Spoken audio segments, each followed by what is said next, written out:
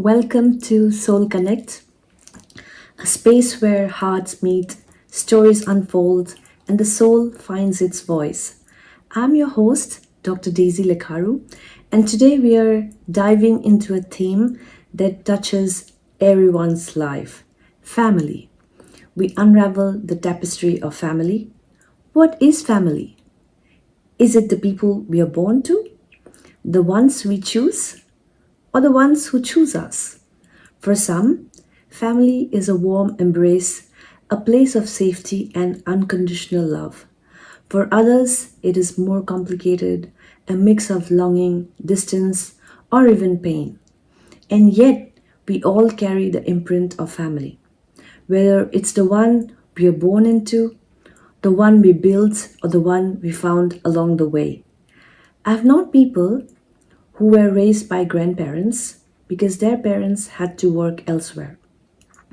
Others who grew up with siblings but found deeper emotional safety in friends. I know someone who says that her dog is the only being who's ever truly seen her. And then there are those quiet dilemmas, like being in a marriage or partnership that looks like a family from the outside but feels like emotional solitude on the inside. So today we ask, what is family? Is it defined by blood, by love, by presence? And in a world that's constantly changing, how do we redefine what it means to belong? As the world evolves, so does the definition of family. Today we explore this sacred unit, its roots, its transformation, and its soul. Let's begin this soulful journey. Thank you for joining me on this podcast. Thank you. Hi everyone, welcome to our another episode of Soul Connect. I am the host, Dr. Daisy Lekharu, and we have a guest, Dr. Jinkou Button Zhao, whom we lovingly call as Button. Thank you, Button, for joining me today. Pleasure. Today we will deep dive into some other aspects of life in general. And so maybe I start with Button. We live in a society. We've always lived in a society. Society has been evolving, and society has different units. What is the smallest unit of society? Wow, this is a fantastic question. Probably we need to start with why we need to have a society. The human beings got a society. Probably the society is only for human beings, not for other animals. So if you read the book by Yuval Harari, Of course. and the brief history of mankind, Yes. humankind. I'm a great fan. So yeah, those that's described as how the human beings, different from other animals, we can work together as a group and we can collectively change something. I think that's my basic understanding why we need to have a society, because we need to survive together. It's not as individual that some strong human being can survive for a period of time, but as a humankind, if we cannot survive, those individuals will not be able to survive. That's why we have a society. So come to your question, what is the smallest unit of society? In that sense, probably different people will give you different answers. My answer is family, and others may give you kind of answer is individual. So why people have different answers, I think it's related to this context, society, economic development, and also some may related to how well the society is civilized. For example, very interesting. Usually, I have this kind of conversation with different people in different continents when I travel around the world. I ask them what this. I get like very interesting answers. Also, in a way, group in a way very different. If you talk to the people from European countries, the United States, even Japan, they say definitely individuals. Yeah. And then if you talk to the Asian or this African, even some of the Latin America, And then even some of the southern and Europe, and they say, okay, definitely family. Like Italian friend told me this, oh, for sure, it's family. That cannot be individual. So, so how this can be different is so many other factors decide. So also we need to think about other aspects when we think about the smallest unit of society. What is the purpose of this kind of categorization? If totally from the text of this society of social management, that kind of perspective, probably the household. And because many countries have the tax policy, say that we tax by household. The household, no matter how many people, Right. and how many actually it's a small family or in one individual never get married, or that's extended family. That's a can be one household and that kind of thing. And then if we categorize in the way that's functional, can be individual, can be a family, that can be small family, can be extended family. So that wide range of different answers. So in summary, actually I cannot give you answer, but I told you already my own answer is family. Yeah, I mean, thank you for sharing. I also keep wondering and also keep thinking about this concept family. And I mean, by definition, it's also said that, family could be by blood, it could be by marriage. It's the family you're born to, or the family that you have chosen to be with, or somebody has chosen you to be with. You also mentioned about households, yes, but then households, again, you have, different sizes where people actually live. And you talked about Yuval Noah Harari. I don't know, listeners, you might be fascinated, or people who love to read books. Yuval Noah Harari is one of the famous historians, and he's written his trilogy of, about the history of mankind. Yes, Homo sapiens is one of them, and others as well. And I'm a great fan of his. And yes, I mean, he also mentions about, and we all know that, historically when we started, we lived in tribes, in communities, and then we had smaller groups, and then we had smaller communities. Then we had our joint families, and we had households. We built houses, so we had households. Now we have nuclear families. We also have, you talked about single parent families.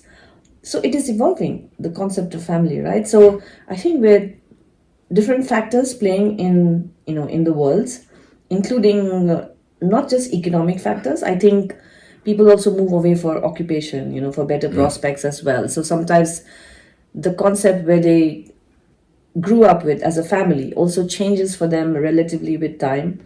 Sometimes I've also seen children being brought up by grandparents because the parents have to move out for work, and they connect with their grandparents more as family rather than their own parents as well. I mean, for them, the family concept is different, right? That's so true. Yes, you also find children or people who have been, who have in orphanages, children grow up. What is family to them? It is different. Then you have families where parents are probably separated. Children connect differently. You have adopted children. Sometimes, adopted parents. So the family concept again evolves. So yeah, it's quite an evolving concept, and I agree with you that yes, family is the smallest unit of society, but I also feel that with time and again, as we are moving more and more, we are becoming more and more individualistic. We are becoming smaller and smaller. But yeah, we still try to hold on to the bigger, members. We also call extended families. And yeah, we try to maintain that connection.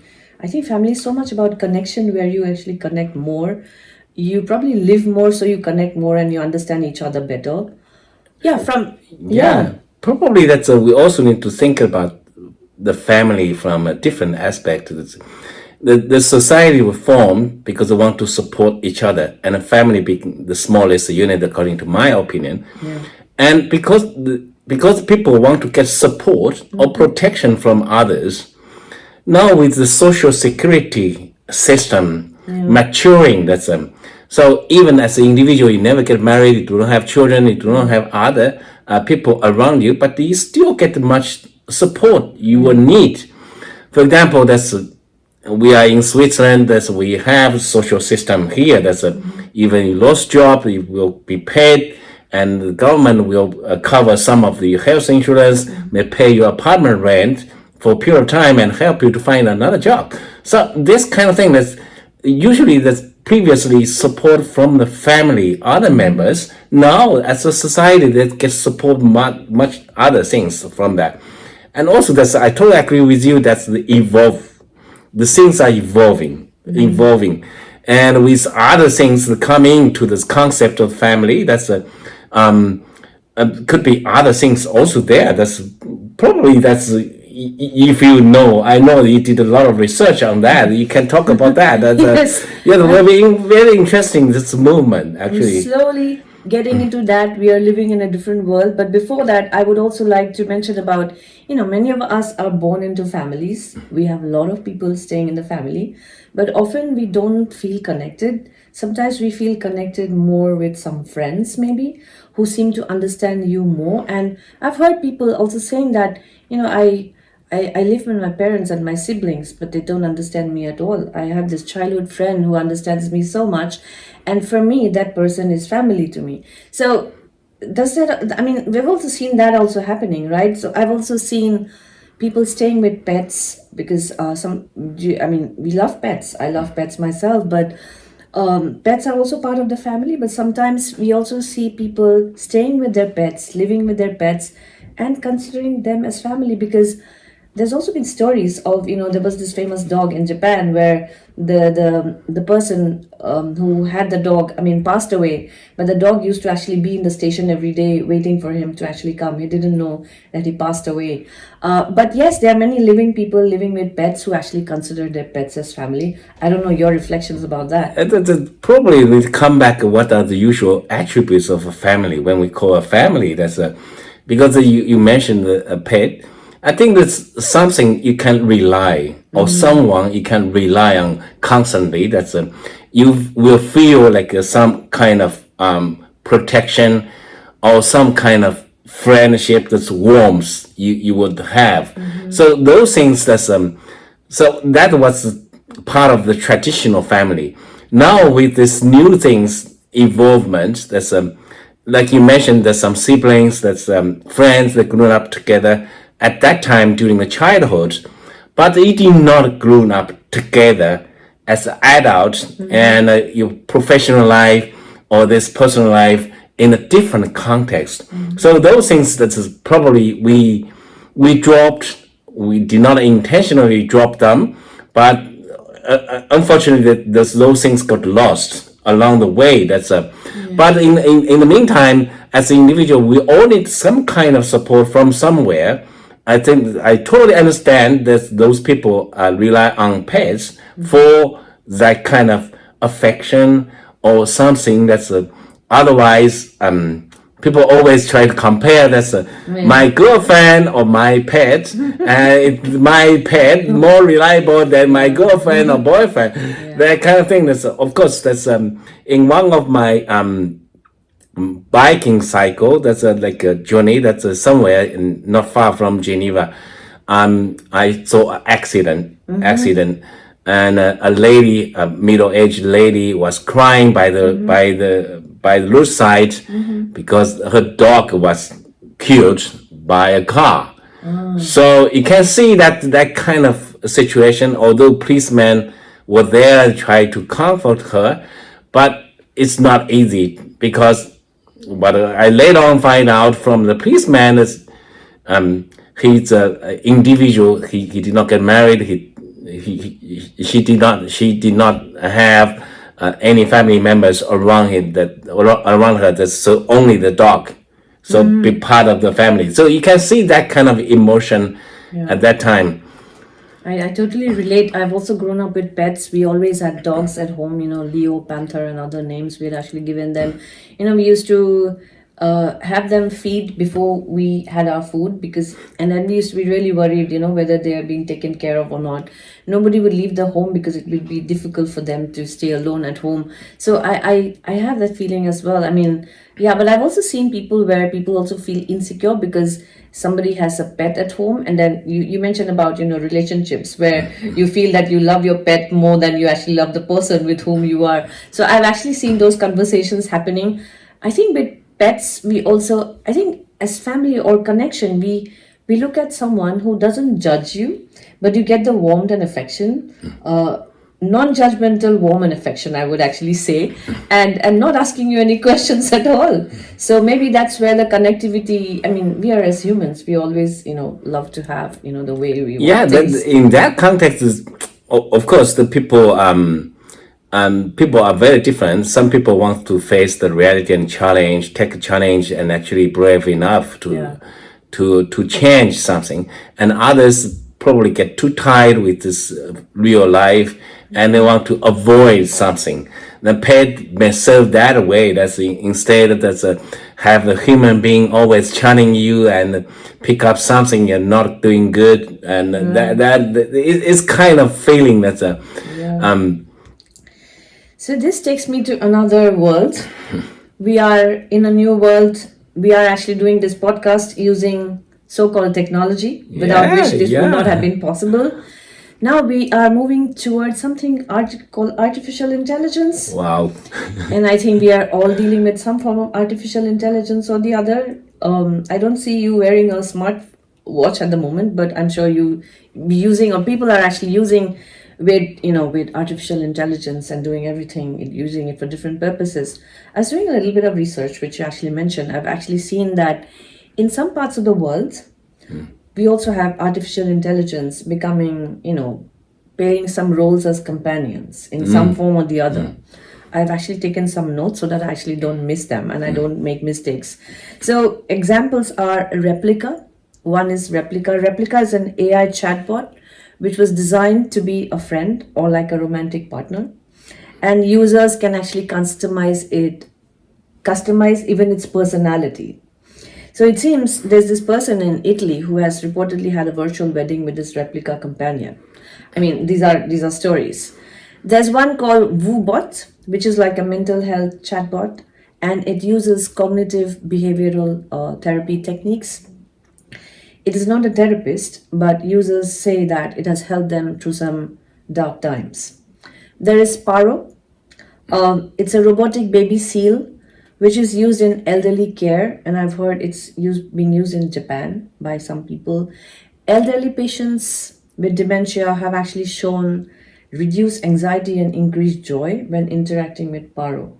And then we all know about, Alexa, we know about Siri, yeah, I sometimes have fun with Siri and I just, call Siri and say that, hi Siri, how are you? How's your day? And Siri is like, I'm good, how are you? And I'm like, yeah, do you feel sad? And Siri goes like, no, I don't feel sad. What does that mean? So they don't have emotions, right? So we are the ones who have emotions. So we all have these, artificial intelligence. Now, what is the way we are heading? I mean, can AI companions be part of this unit that we define as family, or can it just simply complement human relationships? Because I mean, they will never have the emotions, of course, but they will tell you things that you want to hear, probably, and Yeah. feel connected. Yeah. So yeah. Yeah, Your thoughts? that's very interesting. That's an aspect of this part of this the world we are living now. That's I'm very positive with AI. This I'm among the first users within our organization as to use ChatGPT. That's so I am very much working with the AI kind of tools. I'm also tracking the development of this. Very interestingly, that's even my parents-in-law in China, and every morning they will talk to something. It's a kind of device developed by Baidu. It's a Chinese stuff, and they call it 小度. That the kind of thing that's ask, how are you? And how is today's weather? Any big news? I want to go out 10 o'clock. How the weather will be? Should I bring umbrella or this kind of thing? It's a kind of this kind of conversation that when I lived with them, that's always hear this kind of conversation instead of asking me. Right. They're asking this Xiaodu to this robot to for that. So I cannot imagine if my son will bring a robot as his girlfriend, that because the technology is advancing, that you will never know. Probably at this time we do not have emotion, affection from that, and also robot may be shaped in different ways. Right. But on one time maybe robot will be shaped as a beautiful girl. And with affection and emotion, We are the humans who are creating all these. Yeah, so that's the thing. So in that side, I was called this double-edged sword. Because the other side we don't know. What is scary me. Because human beings all this carbon based. We are all carbon based bio, and the robots all like silicon based. Yeah. So probably in the future they may have something is hybrid of carbon and silicon. That becomes something really we don't know. Is that still a human being? And that's distinction between human being and robots become like very vague. And then we don't know what's going to happen. So definitely we'll need to some kind of regulation. What will be the boundaries and how AI will do? I will be very scary for my boy. Bring back a girlfriend is totally robot. For your boy also, right? Yes. I hope he doesn't give that kind of a surprise. But we'll see what time actually says. But artificial intelligence is great. And I think we have great tools. But I also believe that we should use artificial intelligence for better things and not to replace human relations. That's my thinking.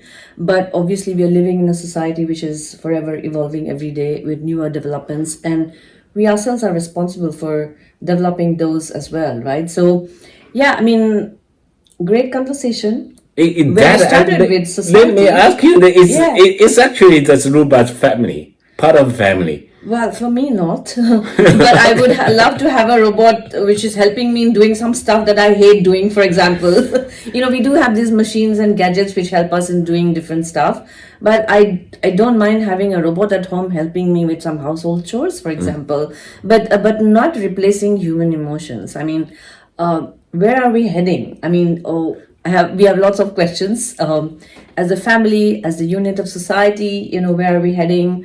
How do we make artificial intelligence to make our units better connected, probably? They may help us. Honestly speaking, one example that I have where, technology has helped in bridging and improving familial connections is earlier times, if I lived in a country like Switzerland, my dad or my mom or my siblings would never get to see me. Even my children, if they're away, you don't get to see each other. But now you're fortunate that you're able to see each other. You can talk to each other. Otherwise, in earlier times, if you're gone, you're gone till the time you get a letter or maybe a phone call, if there is connectivity. So I think we are living in a better world. So this AI did produce something very positive, and also we need to watch out. Absolutely. Those things could be negative for the human beings. I think we need to apply our human minds and not go towards, having this human hearts but silicon minds. So I dread if we actually say that AI will be family and then we've actually forgotten the human connection. I don't think so. That should ever happen. But this is a great conversation, Button, and I hope our listeners have also found this interesting. Do share your thoughts on what you felt about this episode, and do share your reflections. We will be happy to hear more about your thoughts and reflections. We've shared some examples from what we have seen and what we are observing, but it'll be great to hear from you as well. Thank you, Button, once again. Thank you. Thank you. Lovely Pleasure. having this conversation with you. And thank you, everyone, for listening to this conversation. Thank you for joining Soul Connect. As we wrap up, let's remember, family is not a fixed structure. It's a living, breathing circle of care. As we close today's conversation, I invite you to pause and think about the people who've truly shown up for you, not just in celebration, but in silence, in struggle, in the everyday. Maybe it's your mother. Maybe it's a friend who never gave up on you. Maybe it's your dog who waits at the door every evening. Family is not always who we are born to. Sometimes it's who we become for each other. And sometimes it's also about facing the hard truths that what looks like family may not feel like it, that we can be surrounded and still feel alone, and that it's okay to name that, to grieve it, and to seek something more whole. Thank you for this honest and beautiful conversation, and thank you, dear listener, for being there. If this episode has touched something in you, share it with someone who feels like family, and remember, you are never alone in your longing to belong. Until next time, take care of yourself and those you hold close.